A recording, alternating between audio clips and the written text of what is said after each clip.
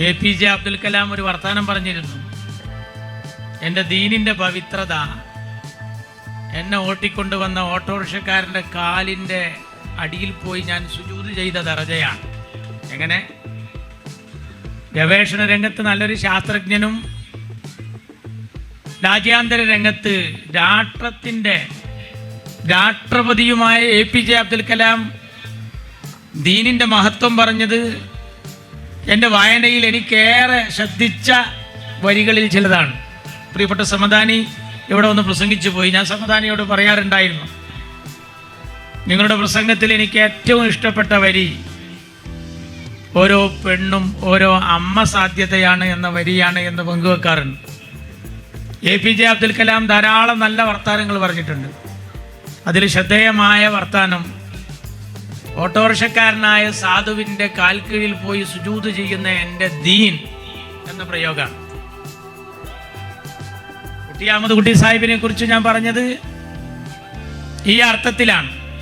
സൈദാലിക്കുട്ടി മാഷുടെ മകനായി ജനിച്ച അദ്ദേഹം ആ നാട്ടിൽ സാധാരണക്കാർക്ക് നിഷേധിക്കപ്പെട്ട ഏതൊക്കെ സ്ഥാനങ്ങളുണ്ടോ അവിടെ പോയി പറയേണ്ട കോലത്തിൽ പറയുന്ന സ്വഭാവം, ആ ശൈലിയാണ് ഇന്ത്യൻ യൂണിയൻ മുസ്ലിം ലീഗിൻ്റെ ശൈലി. സാധാരണക്കാർക്കൊപ്പം നിന്ന ശൈലി. ഒരു ഗവൺമെന്റ് പരാജയപ്പെട്ട സ്ഥലത്താണ് എൻ്റെ പ്രിയപ്പെട്ട ലീഗ് നമുക്ക് ഇത്രമേൽ പ്രിയങ്കരമാകുന്നത്. ഞാൻ അറിഞ്ഞുകൊണ്ട് ഒരു അബദ്ധം പറയുകയാണ്. വയനാട്ടിൽ നാം സ്വരൂപിച്ച 26 കോടി, അതാ ഞാൻ പറഞ്ഞത്, അറിഞ്ഞുകൊണ്ടൊരു അബദ്ധം പറയുകയാണ്. 36 എന്ന് നിങ്ങൾ പറയാൻ വേണ്ടി പറഞ്ഞതാണ്. നിങ്ങൾക്ക് ഇഷാർത്തുണ്ടോ നോക്കിയതാ ഞാൻ. അതാണ് ലീഗ്. ഞാനിപ്പോൾ ഒരു പ്രസംഗം കഴിഞ്ഞ് വരാം, അവിടെ ഞാൻ അതൊന്ന് പ്രയോഗിച്ചു. ആൾക്കാർക്ക് ഓർമ്മയുണ്ട് ഈ പാർട്ടി എവിടെ നിൽക്കുന്നു, എന്താ ഇതിൻ്റെ രീതി, എന്താ ഇതിൻ്റെ ശൈലി. ആരും ശ്രദ്ധിക്കാത്തവരെ ശ്രദ്ധിക്കുക. അതാണ് ദുരന്തങ്ങൾ ഉണ്ടാകുമ്പോൾ പടച്ച റബ്ബ് നമ്മളെ കാക്കുന്നത് നേതാക്കന്മാരെ ദറജ കൊണ്ടല്ല, റസൂലിന്റെ ഹദീസാണ്. ആ സമൂഹത്തിലെ പാവപ്പെട്ടവനെ കൊണ്ടും ഓന്റെ ദുആ കൊണ്ടുമാണ്. ഇന്ത്യൻ യൂണിയൻ മുസ്ലിം ലീഗ് കണ്ടില്ലേ നിങ്ങൾ?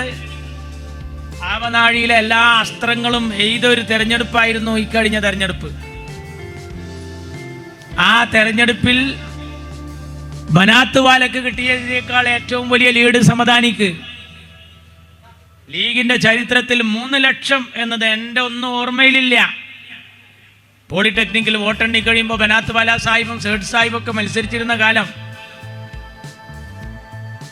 അതൊക്കെ മറികടന്നാണ്. കണ്ടോ, എന്നോട് ഈയിടക്കടുത്ത് ഒരു അമുസ്ലിം സഹോദരനായ ഒരു സുഹൃത്ത് പറഞ്ഞത്, ആന കുത്തിയാലും ലീഗിന്, അദ്ദേഹത്തിന്റെ ഭാഷയിൽ പറഞ്ഞത് പ്രളയം വരെ, നമ്മുടെ ഭാഷയിൽ ഖിയാമം വരെ ആർക്കും ഒരു ചുക്കും ചെയ്യാൻ കഴിയില്ല പടച്ചിറപ്പിനല്ലാതെ. കാരണം സാധാരണക്കാരൻ്റെ കൂടെ നിൽക്കുക എന്ന് പറഞ്ഞാൽ അതൊരു ചെറിയ സംഭവമാണോ?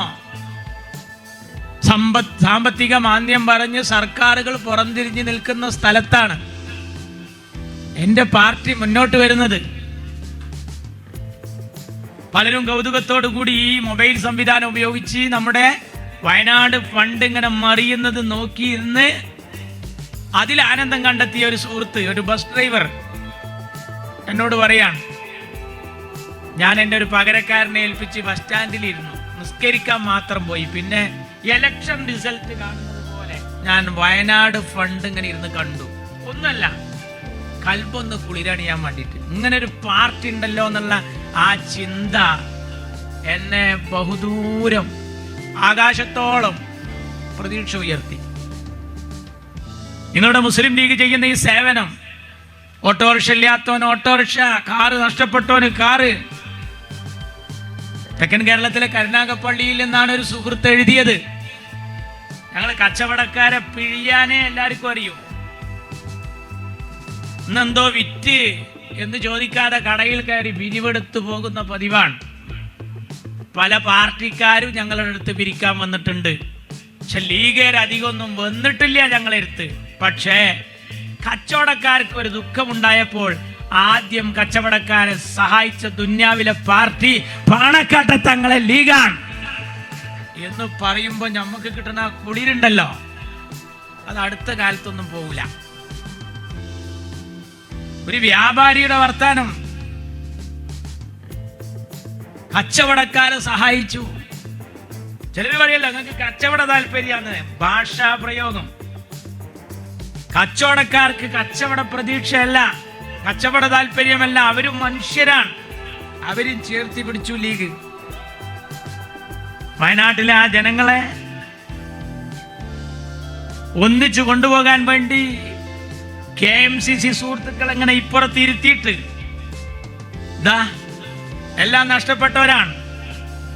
കാപ്പിത്തോട്ടത്തിൽ നിന്ന് കിട്ടിയ നാണയത്തൊട്ട് ശേഖരിച്ചിട്ട് മോളെ കെട്ടിക്കാൻ നാളെ ജ്വല്ലറിയിൽ പോകണമെന്ന് കരുതിയിരിക്കുമ്പോഴാണ് ആ മലവെള്ളപ്പാച്ചിലിൽ എല്ലാം നഷ്ടപ്പെട്ടത്.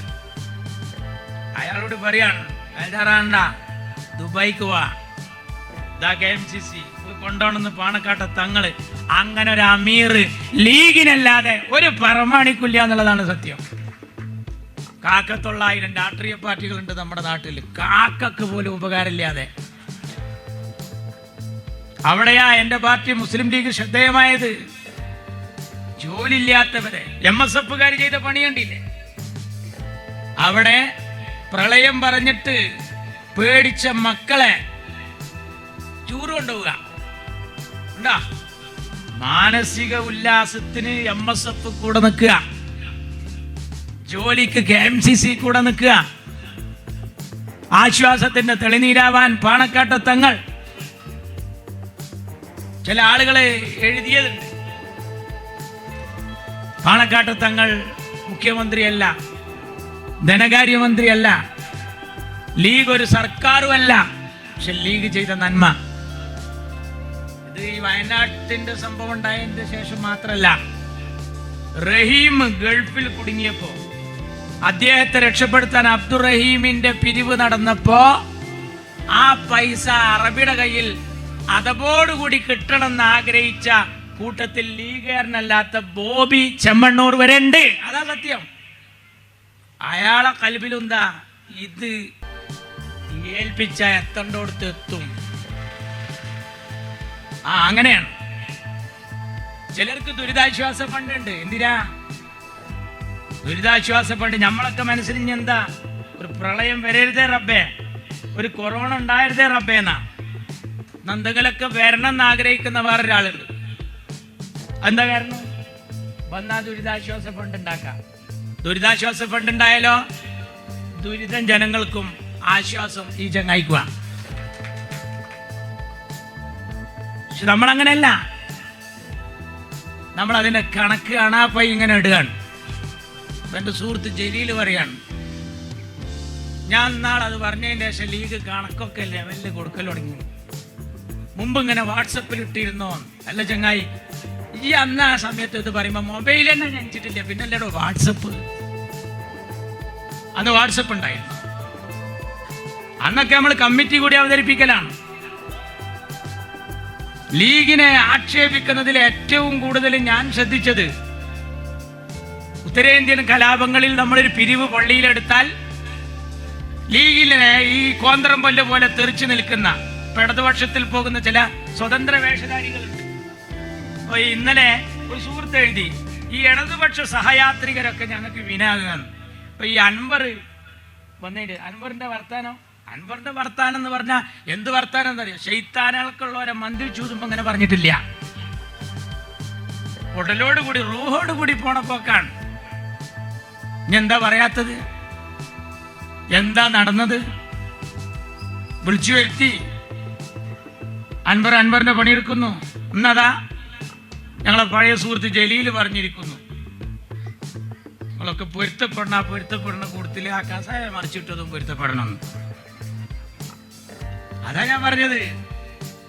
ഒക്കെ അങ്ങനെ വരികയാണ്. ലീഗിനെ അങ്ങനെ തിരുത്താൻ ഒരു സംഭവമില്ലാത്തത് എന്താണെന്നറിയോ? ലീഗ് ഓരോ കാൽവെപ്പും സൂക്ഷിച്ചു വെച്ചതുകൊണ്ടാണ്. നമ്മൾ ആളെ കൂട്ടാൻ വേണ്ടി നയം രൂപീകരിക്കുന്നവരല്ല. മാതിരി വന്നപ്പോ നമ്മൾ പറഞ്ഞ വർത്താനം മാന്യമായാണ്.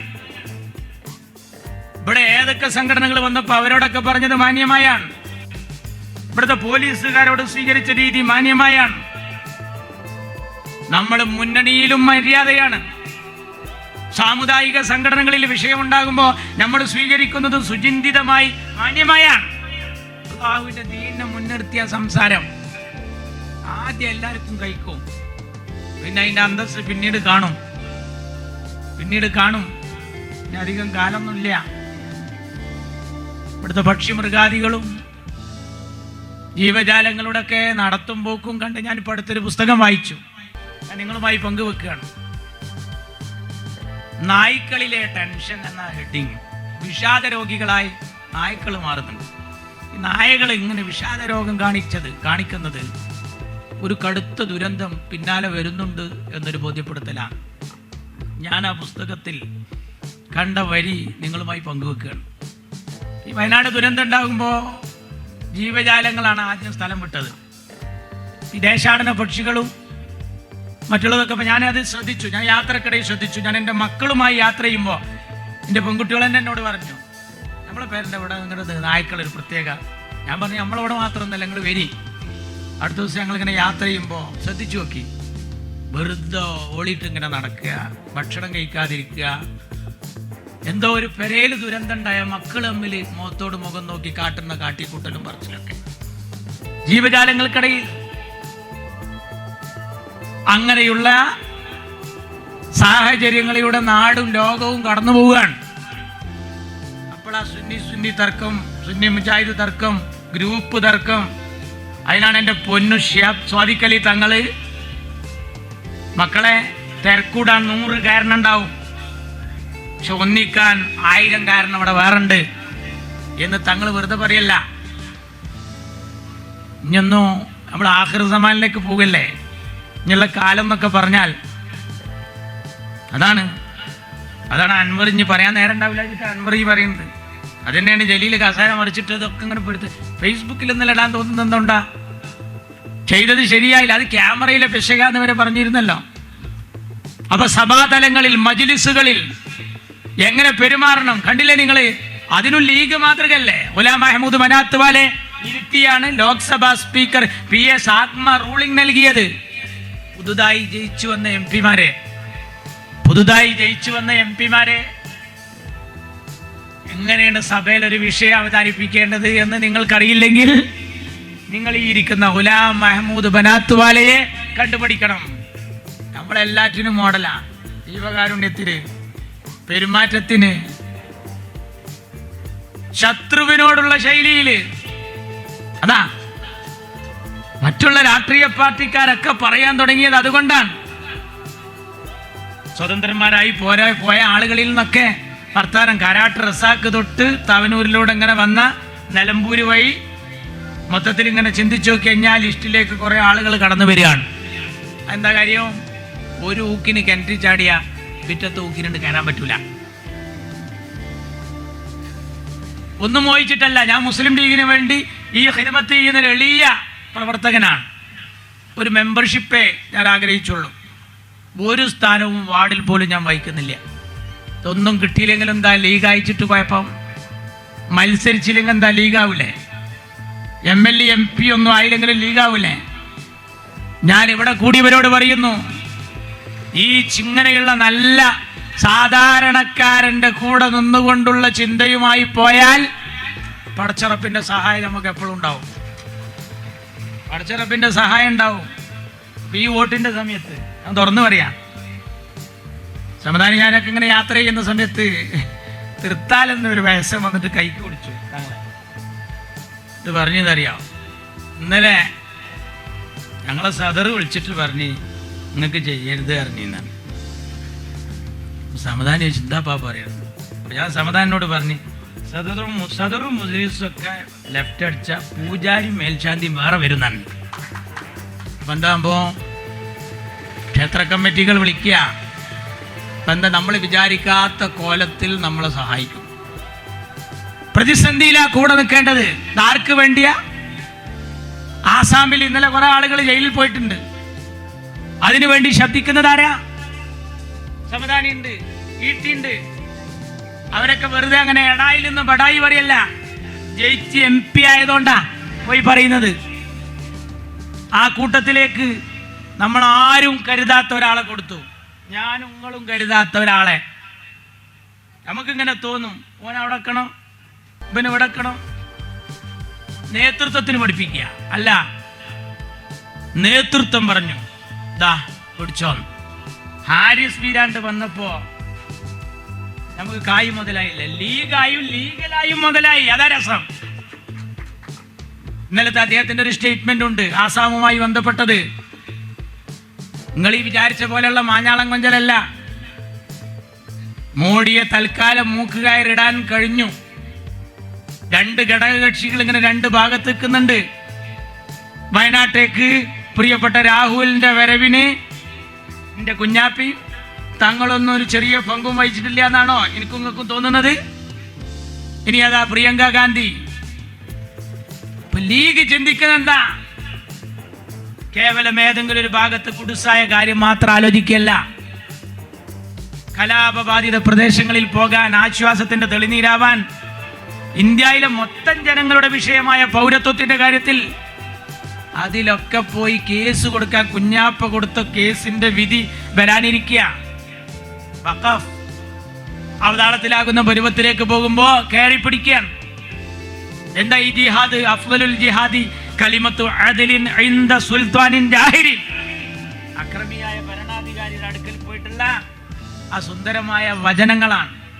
അതിൻ്റെ സമദാനി പ്രിയപ്പെട്ട ഈട്ടി, അതുപോലെ നവാസ് ഗനി, നമ്മുടെ നേതാക്കളെ കുറിച്ച് BJP ആശങ്കപ്പെടുന്നതൊക്കെ ഈ സമയത്ത് മാന്യമായ രാഷ്ട്രീയവും ഇഖ്ലാസുറ്റ ആത്മാർത്ഥമായ നിയ്യത്തുമായി നീങ്ങിയാൽ നമ്മൾ കഴിയില്ല. നമ്മളെ തകർക്കാൻ ആർക്കും കഴിയില്ല. കണ്ടില്ലേ നിങ്ങൾ? നമ്മൾ ചെയ്യുന്നത് ചർച്ചകളാണ്. ചർച്ച. അപ്പുറത്തെന്താ? അപ്പുറത്ത് ചോർച്ചയാണ്. ചോദ്യ പേപ്പർ ചോരുന്ന്, ഫോണ് ചോരുന്ന്. നോക്കണം നിങ്ങള്. നമ്മൾ കൂടിയിരിക്കുകയാണ്. അവരൊക്കെ നടത്തുന്നത് എന്താ? ഗൂഢാലോചനയാണ്. നമ്മളോ കൂടിയാലോചന. ഞാർക്കാ വരാ, ഞാർക്കാ എന്താ ഉണ്ടാക്കേണ്ടത്? ഒരു രാഷ്ട്രീയ പാർട്ടി അങ്ങനെ ആവണം. മതസംഘടനകൾ പോലും ചിന്തിക്കുന്നതിന് മുമ്പ് മതപരമായ വിഷയങ്ങൾ വരുമ്പോ അതിലിടപെടുന്നു. പറയേണ്ട കോലത്തിൽ പറയിപ്പിക്കാതെ പറയുന്നു. ചോദിക്കേണ്ടവരോടൊക്കെ ചോദിക്കാതെ ചോദിക്കുന്നു. ഇതങ്ങണ്ട് ഇല്ലാതായി വെക്കണം. ഈ മാഞ്ഞാളം കൊഞ്ചലൊക്കെ മാറും. നിലനിൽക്കാൻ തോരുന്നോളി. തഹജ്ജുദ് നിസ്കരിച്ച് തേടിക്കോളി. ലീഗ് തളരരുത് എന്ന് ആഗ്രഹിക്കുന്നവരുടെ കൂട്ടത്തിൽ മുസ്ലിം ലീഗുകാർ മാത്രല്ല, മുസ്ലിങ്ങൾ മാത്രല്ല, മറ്റു സമുദായക്കാരുണ്ട്. അതിൻ്റെ റിസൾട്ടാണ് ഈ പാർലമെന്റിൽ നമുക്ക് കിട്ടിയത്. വെറുതൊന്നല്ല. ഓരോ ബൂത്ത് ബേസിൽ പരിശോധിച്ച് നോക്കിയാൽ ഞെട്ടിപ്പോകും. ആ കണക്കെടുക്കുമ്പോ ലീഗിന് യൂണിറ്റ് ഇല്ലാത്ത സ്ഥലത്ത് സമദാനി ലീഡ് ചെയ്തത് തൃത്താല, പൊന്നാനിയുടെ ഭാഗങ്ങളിൽ ഞാൻ അത്ഭുതപ്പെട്ടു പോയി. അതങ്ങനെയാണ്. ഇപ്പൊ ബനാത്ത് പോലെ മത്സരിക്കുമ്പോ താനും തിരൂരിലെ പൊന്നാനി ആശുപത്രിയുടെ വാർഡ് വേറൊരു സമയത്തും അവിടെ ലീഡില്ല. ബനാത്ത് പോലെ മത്സരിക്കുമ്പോ എപ്പോഴും ലീഡാണ്. അതെന്താ സംഭവം? നമ്മള് ജനമനസ്സുകളിൽ കുടിയേറി പാർക്കാൻ ചില സബബുകൾ അള്ളാഹു വെച്ചിട്ടുണ്ടാവും. ആ ആളെക്കുറിച്ചൊരു മതിപ്പുണ്ടാവും. പാണക്കാട് സയ്യിദന്മാർ, അതുപോലെ ഓരോ മതസംഘടനയിലുള്ളവരും ചിന്തിക്കുകയാണ്. ലീഗിന്റെ ആവശ്യകത ചിന്തിക്കുകയാണ്. നിങ്ങളുടെ പാർട്ടി ജുഡീഷ്യൽ തലത്തിൽ ഇടപെടുന്നു, നിയമനിർമ്മാണ സഭയിൽ ഇടപെടുന്നു, സമരമുഖത്ത് ഇടപെടുന്നു. മതവിഷയങ്ങൾ വരുമ്പോൾ കൂട്ടായ ചർച്ചയ്ക്ക് വിളിച്ച് ഇതിന്റെ ഭവിഷ്യത്തിനെ കുറിച്ച് ബോധവൽക്കരിക്കുന്നു. സ്ഥാപനങ്ങളുടെ തലങ്ങൾ നോക്കൂ. ഈ പരപ്പനങ്ങാടിയിൽ ഞാനൊന്ന് പ്രസംഗിക്കുമ്പോൾ അവനാന്റെ വാർഡൊക്കൊന്ന് ചിന്തിച്ചു നോക്കാം. ഒരു ലീഗരൻ ഇല്ലാത്ത ഏതെങ്കിലും ഏർപ്പാടുണ്ടോ? പള്ളി കമ്മിറ്റിയുടെ പ്രസിഡന്റ് ആണെങ്കിൽ ലീഗിന്റെ പ്രസിഡന്റ്, മദ്രസയുടെ സെക്രട്ടറി ആണെങ്കിൽ ലീഗിന്റെ സെക്രട്ടറി, യതീംഖാന്റെ ചെയർമാനാണെങ്കിൽ ലീഗിന്റെ ചെയർമാൻ. എവിടെ നമ്മൾ ടച്ച് ചെയ്യാത്തത്? എവിടെ നമ്മൾ തൊടാത്തത്? എല്ലാ ഭാഗത്തും നമ്മളെ ശ്രദ്ധിക്കുകയാണ്. ആ നന്മയിലൂടെ നമ്മൾ പോവുകയാണ്. അപ്പോ രാജ്യം കത്തുന്ന കോലത്തിലുള്ള അജണ്ടകൾ. അപ്പൊ കാഫിർ പ്രയോഗം അതിന്റെ ഭാഗമല്ലേ?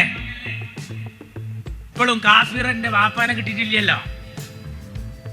കാഫിറിന്റെ വാപ്പാനും കിട്ടിയിട്ടില്ല. അതോടൊപ്പം ഇപ്പൊ അൻവർ വന്നതോടുകൂടി പുതിയ സംഭവങ്ങൾ ഒന്നും കൂടി വിലപ്പെട്ടു. കായം കലക്കൽ നമ്മൾ കേട്ടിട്ടുണ്ട്, പൂരം കലക്കിയത് വില വന്നു. എന്തുകൊണ്ടാണ് ഇതൊക്കെ പറയാനുള്ള കാരണങ്ങൾ ഉണ്ടാകുന്നത്? ഒരു സീറ്റിന് വേണ്ടി എന്ത് വേണ്ടാത്തതും ചെയ്യാം. എന്നാൽ നമ്മളോ ഇതൊക്കെ ചെയ്തിട്ട് ഇത് രാഷ്ട്രീയത്തിനോ വോട്ടിനോ ഉപയോഗപ്പെടുത്തല്ല. ഇപ്പൊ കാഫിർ പ്രയോഗം കൊണ്ടുണ്ടായ ഭവിഷ്യത്ത് എന്താണ്? അതിന്റെ ആ ശൈലി വരെ വെച്ച് നോക്കുമ്പോൾ അത് എവിടെ നിന്ന് വന്നു എന്നുള്ള സൂചനയിലേക്ക് കാര്യങ്ങൾ പോയി പോയി പോയി പോയി പോയി അത് കിട്ടിയവന്റെ മൊബൈലിൽ വരെ എത്തി. ഓനക്ക് എങ്ങനെ കിട്ടിയതെന്ന് ചോദിക്കാനാ അപ്പൊ കാത്തിക്കണം. അതിന്റെ പേരിൽ എന്ത് ചെയ്തറിയാം? അവനാന്റെ പാർട്ടിയിലുള്ള ആൾക്കാർ പാർട്ടിക്കെതിരെ തിരിഞ്ഞു. അവനാന്റെ പാർട്ടിയിലുള്ളവര് BJPക്ക് താമൻ കൂത്തി. ഇപ്പൊ മാർക്സിസ്റ്റ് പാർട്ടിക്ക് 2 പണിയാണ്. കാഫിറിന്റെ വാപ്പാനെയും കണ്ടെത്തണം, മുനാഫിക്കിന്റെ മക്കളെയും കണ്ടെത്തണം. 2 പണിയാണ്. അപ്പൊ എന്താ സംഭവം എന്നറിയോ? ഇത് നന്നാവാതെ നാട്ടിൽ എങ്ങനെങ്കിലും സീറ്റ്, അങ്ങനെയാണ് ലക്ഷ്യം മാർഗത്തെ ന്യായീകരിക്കുന്ന അവരജണ്ട. എന്നിട്ട് അതിനെ ന്യായീകരിക്കാൻ വേറെ കുറെ ആൾക്കാർ. കമ്മ്യൂണിസത്തിന്റെ അപകടം ബംഗാൾ അനുഭവിക്കുകയാണ്, ത്രിപുര അനുഭവിക്കുകയാണ്, ലോകം അനുഭവിക്കുകയാണ്, ചൈന അനുഭവിക്കുകയാണ്, കണ്ണൂർ അനുഭവിക്കുകയാണ്. അവരുടെ സ്വാധീന വലയങ്ങളെല്ലാം ആ രീതിയിലേക്ക് പോയി എന്നുള്ളത് ഉത്തമമായ ബോധ്യമുണ്ട്. അത് പറഞ്ഞു കൊടുക്കാൻ ഇവിടെ ഒരു ടീമുണ്ട്. അത് ഇന്ത്യൻ യൂണിയൻ മുസ്ലിം ലീഗിന്റെ അമരത്തിരിക്കുന്ന ആളുകളാണ്. ഇതിന്റെ അപകടത്തെക്കുറിച്ച് നിങ്ങൾ കണ്ടില്ലേ? ബാബരി പതനത്തിന് ശേഷം കോൺഗ്രസിനെ തള്ളി പറയാത്ത ഏക പാർട്ടി ലീഗാണ് എന്ന് നായനാറാണ് അന്ന് പറഞ്ഞത്. ഏക മുസ്ലിം പേരുള്ള പാർട്ടി എന്ന് കൂടി പറഞ്ഞു. കോൺഗ്രസിനെ നമ്മൾ തള്ളി പറഞ്ഞില്ല. എന്താ കാരണം? ഇപ്പൊ എന്നോട് ചോദിച്ച ഇവിടെ വന്നിട്ട് ആര് ഇന്ത്യയുടെ പ്രധാനമന്ത്രിയാണെന്ന് പറഞ്ഞാൽ ഞാൻ കുഞ്ഞാപ്പാവണം, സ്വാദിഖ് അലി തങ്ങളാവണം എന്നാ ഞാൻ പറയാ. പക്ഷെ എന്ത് ചെയ്യാ, നമുക്ക് ആവതില്ല എന്നുള്ള കാര്യം നമുക്ക് തിരിയല്ലോ. അപ്പൊ എന്ത് വേണം? കോൺഗ്രസ് തകരരുത്. ഇപ്പൊ രാഹുൽ ഗാന്ധിയുടെ ആദ്യത്തെ സ്പീച്ച് അങ്ങനെയാണ് ഇന്ത്യയുടെ പാർലമെന്റിൽ.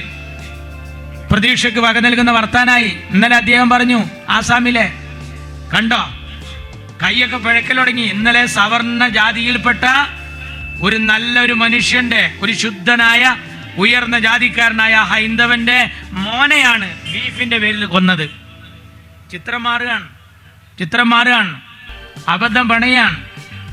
അത് കാശ്മീർ കൊണ്ട് കളിച്ച് ലക്ഷദ്വീപിലൂടെ കടന്ന് കേരളത്തിൽ മലബാറും മലപ്പുറവും ലാക്കാക്കി നീങ്ങാനുള്ള ദുഷ്പ്രവണത, അതിന് ആക്കം കൂട്ടുന്ന പോലീസ് ഉദ്യോഗസ്ഥര്, ഇവരെല്ലാം കൂടി ഒത്തിണങ്ങിയതിൻ്റെ ആകത്തുകയാണ് അൻവർ പൊട്ടിച്ച ബോംബ്.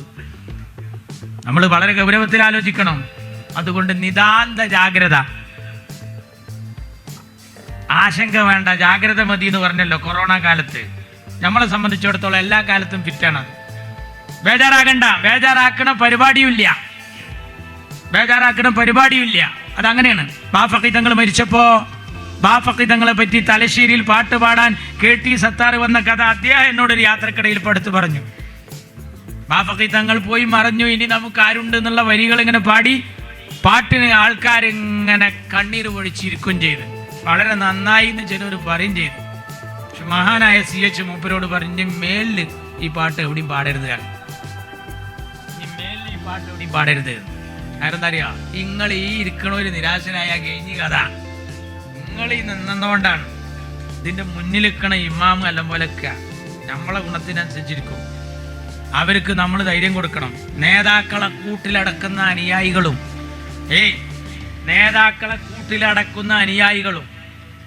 അണികളെ കൂട്ടം തെറ്റിക്കുന്ന നേതാക്കളും നമുക്ക് പാടില്ല.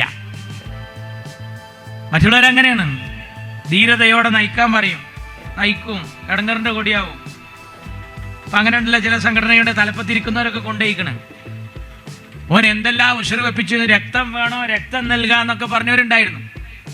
രക്തം ഉണ്ടായി വേണ്ടി ഇതിലൊരു തൂക്കാത്രത്തിൽ കുറച്ച് കഞ്ഞി കൊണ്ട് കൊടുത്താൽ മതിയായിരുന്നു. അതിനും നേരമില്ല. അപ്പൊ എന്താ, ഉശർ വെപ്പിക്കാൻ ആർക്കും പറ്റും. അതാണ് ചാർദിൽക്ക സുൽത്താൻ, 4 ദിവസത്തെ രാജാക്കന്മാര് അല്ല. അതാണ് ഇമാം ഗസാലി റഹ്മത്തുള്ളാഹി അലൈഹിയുടെ ഒരു വചനുണ്ട്, ഇസ്ലാമിന് വേണ്ടി മരിക്കാൻ റെഡിയാണോ? ഞാൻ സദസ്സൊന്നാകെ സടകുടഞ്ഞെണീറ്റു. എല്ലാരോടും പറഞ്ഞു ജിലീസ് ഇരിക്കി. നിന്റെ ഒരു പ്രധാന ചോദ്യം. എല്ലാവരും പറഞ്ഞല്ലോ ഇസ്ലാമിന് വേണ്ടി മരിക്കാൻ തയ്യാറാണോ എന്ന് ചോദിച്ചപ്പോൾ നിങ്ങളൊക്കെ റെഡിയല്ലേ? ഇനി എനിക്ക് ഒരാളെ ദീന് കിട്ടണം, ഇസ്ലാമിന് വേണ്ടി ജീവിക്കാൻ റെഡിയായ ഒരാളെ. മരിക്കാൻ എന്തിനാടോ? മരിക്കാൻ അധികം പണിയൊന്നും വേണ്ട, ആണ്ടും മരിക്കണേ, ജീവിക്കാനാ പണി. അവിടെയാണ് നമ്മുടെ ആംബുലൻസുകൾ, അവിടെയാണ് നമ്മുടെ CH സെന്ററുകൾ, അവിടെയാണ് നമ്മുടെ ഡയാലിസിസ് സെന്ററുകൾ. ഇവിടെ ഈ കൊടുക്കുന്ന വീട് നിങ്ങൾ കണ്ടില്ലേ? ഇതൊരു ചെറിയ സംഭവമാണോ? ഒരു പാർട്ടി എവിടെയൊക്കെ ശ്രദ്ധിക്കുന്നത്? ഹത്രസിലെ, അതുപോലെ ഉന്നാവിലെ, കാശ്മീരിലെ നീതിപീഠത്തിന് മുമ്പിൽ കാശില്ലാതെ വക്കീലിനെ വെക്കാൻ വിഷമിച്ച് നിൽക്കുന്ന രക്ഷിതാക്കൾക്ക് താങ്ങും തണലുമായി ഒരു ലീഗ് പോവുകയാണ് ഇവിടുന്ന്. അതാണ് അഹമ്മദ് സാഹിബ് മന്ത്രിയല്ലാതായപ്പോ ആദ്യം കരഞ്ഞത് റാമല്ലയിലെ പൊന്നുമോളാണ്, ഫലസ്തീനിലെ റാമല്ലയിലെ കൊച്ചുകുട്ടി. ഓ, ഇനി ഈ അഹമ്മദ് എന്ന് പറയുന്ന ഒരു മനുഷ്യൻ ഇന്ത്യ എന്ന് ബോർഡ് വെച്ച കപ്പലിൽ ഞങ്ങൾക്ക് ഡ്രസ്സുമായി ഭക്ഷണവുമായി വരില്ലല്ലോ. കണ്ട, ഇപ്പൊ ലീഗിന്റെ ഒരു MP ഇല്ലാതായാൽ, ഒരു ലീഗേരൻ മന്ത്രി അല്ലാതായാൽ ബേജാറ്. പെർമാണിമാരെ, ഞങ്ങൾ ലീഗേർക്കല്ല മറ്റുള്ളവർക്കാ, ഞങ്ങൾ ഇതൊക്കെ പഠനം സഹിച്ചോളൂ, ഇതെല്ലാവർക്കും വേണ്ടിയാണ്. ആ ഇന്ത്യൻ യൂണിയൻ മുസ്ലിം ലീഗ് നമ്മുടെ ആയുഷ്കാലത്തിൽ ഒരു നാശവും വരാതെ നമ്മുടെ പിന്നിൽ വരുന്നവരുടെ കയ്യിൽ ഏൽപ്പിക്കണം. നമ്മളെ മക്കളൊക്കെ MSF ആക്കണം. SFIയിൽ പോയാലുള്ള ദുരന്തം നടന്നുകൊണ്ടിരിക്കുകയാണ്, കാണുകയാണ്. കായംകുളത്തെ ഒരു പൊതുയോഗത്തിന് ചെന്നപ്പോൾ അവിടെ നടക്കുന്ന അന്നത്തെ ഷണ്ടകൾ മുഴുവൻ ജനയുഗം CPIയുടെ പത്രം, ദീപിക പത്രമാണ് എഴുതിയത്, ഞങ്ങൾക്ക് കൊണ്ടുവന്നത് പൈലിത്തറ ഉസ്താദിന്റെ വീട്ടിലിരിക്കുമ്പോൾ. എന്താണെന്നറിയോ? ഇനിയൊന്നും നമ്മളെ മക്കളെ വിശ്വസിച്ച് SFIയിൽ ചേർക്കില്ല എന്ന് DYFIയുടെ ആണും പെണ്ണും ബ്രാഞ്ച് ലോക്കൽ കമ്മിറ്റിയിൽ അടരാടി പറയാണ്. ആ കൊലത്തിലേക്ക് പോവുകയാണ്. ഇവിടെ നല്ല ദിശാബോധം കാണിച്ച് ഒരു വഴിക്ക് നന്മയുടെ രാഷ്ട്രീയം പറഞ്ഞ് നമ്മൾ മുന്നേറുകയാണ്.